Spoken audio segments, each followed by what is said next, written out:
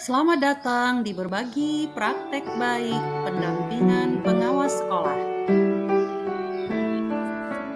Assalamualaikum, salam dan bahagia. Saya Rosmalinda Ika Kembaran MPD, pengawas sekolah cabang Dinas Wilayah 1, Dinas Pendidikan Provinsi Sumatera Utara.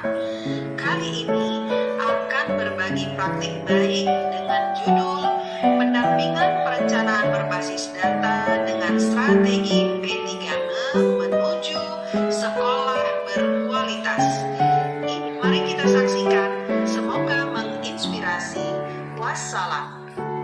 Situasi yang saya hadapi di sekolah binaan adalah sekolah belum menerapkan PBD dalam menyusun RKT dan RKAS, sehingga rekomendasi prioritas akar masalah belum terselesaikan. Yang kedua, perencanaan masih bersifat asumsi dan sifatnya pengulangan. Ketiga, peningkatan kompetensi guru di sekolah binaan sangat rendah. Keempat, pemanfaatan PMM dan komunitas belajar masih jauh dari harapan. Selanjutnya, akibatnya implementasi kurikulum merdeka masih belum sesuai yang diharapkan. Yang menjadi tantangan dalam kegiatan ini adalah sikap resistensi kepala sekolah terhadap perubahan. Kepala sekolah merasa aman di zona nyaman. Selanjutnya, kepala sekolah merasa terbebani dengan tugas yang ada dan enggan melakukan inovasi. Yang ketiga, sulitnya membuat perencanaan berbasis data dikarenakan kurang mampunya menggunakan teknologi. Keempat, perencanaan yang dibuat belum menyelesaikan akar masalah rapor sekolah. Yang kelima adalah bagaimana menerapkan Perdirjen 4831 tahun 2023. Pada kegiatan aksi di Alur Star, saya memilih strategi P3M, di mana P yang pertama adalah penguatan kapasitas diri. Kapasitas diri yang dimaksud adalah kemampuan kompetensi pengawas sekolah, kepala sekolah, dan warga sekolah. Sebagai pengawas sekolah, saya meningkatkan kompetensi dengan mengikuti pelatihan dan belajar mandiri di PMM. Saya memfasilitasi kepala sekolah dan guru dalam meningkatkan kapasitas melalui diskusi, sosialisasi, coaching, mentoring, dan pendampingan yang intensif. Yang kedua adalah pembentukan jaringan dan kolaborasi. Saya menjalin kerjasama dengan pemangku kepentingan, pengawas sekolah, dan kepala sekolah dalam sosialisasi dan pengimbasan PBD. Dengan melibatkan pemangku kepentingan dan berkolaborasi dengan pengawas lain, kegiatan sosialisasi mempercepat implementasi perencanaan berbasis data di sekolah binaan saya.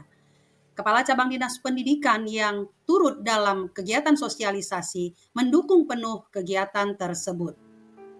P yang ketiga adalah pendampingan proses perencanaan berbasis data.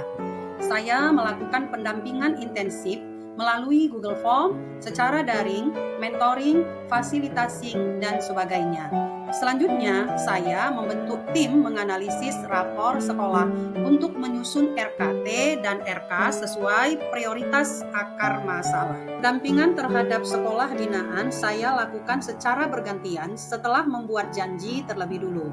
Hal ini untuk memfasilitasi sekolah sesuai dengan kondisinya. Saya mendampingi kepala sekolah dalam menganalisis rekomendasi prioritas menggunakan siklus IRBB. Dalam menganalisis rapor pendidikan, ditekankan kepada siklus IRBB, yaitu identifikasi masalah, refleksi, benahi perencanaan, dan benahi implementasi. Inspirasi benahi menjadi prioritas untuk membuat program. Selanjutnya, saya menyiapkan lembar isian untuk diisi kepala sekolah sebagai komitmen dalam membuat program prioritas sekolah berbasis data. Komitmen tersebut ditandatangani kepala sekolah dan pengawas sekolah dan akan dimasukkan pada RKT dan ARKAS. Aksi yang selanjutnya adalah monitoring dan evaluasi program. Monitoring dengan cara mengumpulkan RKT dan RKAS sekolah yang sudah diselesaikan, dan saya melihat bagaimana pelaksanaan dari program yang tertuang dari RKT dan RKAS. Selanjutnya, evaluasi terhadap program dengan meminta umpan balik dari warga sekolah dari kegiatan pendampingan yang saya lakukan. Monitoring juga saya lakukan secara daring. Hal ini untuk mudah memantau progres dari pendampingan PBD yang telah dilakukan. Setelah melakukan pertemuan langsung dengan kepala sekolah, saya memfasilitasi pertemuan daring untuk melihat sejauh mana progres kegiatan pendampingan yang telah dilakukan. Untuk melihat kualitas pendampingan, saya meminta umpan balik. Saya meminta umpan balik kegiatan yang dilakukan. Umpan balik diisi melalui Google Form dan Jamboard yang saya bagikan lewat grup. Berikut adalah tabel umpan balik yang diberikan kepala sekolah terhadap pendampingan yang dilakukan pengawas sekolah.